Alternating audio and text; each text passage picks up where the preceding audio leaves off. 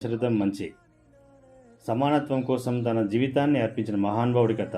ఆయనే doctor BR Ambedkar. 1891 April 14న మహారాష్ట్రలోని మహూ అనే గ్రామంలో ఓ దళిత కుటుంబంలో అంబేద్కర్ జన్మించారు. తక్కువ వర్గానికి చెందినవాడిగా పాఠశాలలో ఆయన ఎన్నో కష్టాలను ఎదుర్కొన్నారు.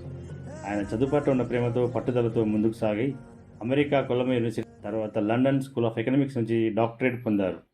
భారత స్వతంత్రానంతరం రాజ్యాంగ రచనా కమిటీ చైర్మన్గా పనిచేసిన అంబేద్కర్ భారత రాజ్యాంగాన్ని స్వేచ్ఛ, సమానత్వం, సామాజిక న్యాయం వంటి విలువలపై నిర్మించారు. ఆయన దళితుల హక్కుల కోసం, మహిళల సమానత్వం కోసం, పేదల బాగోగుల కోసం నిరంతరం పోరాడారు.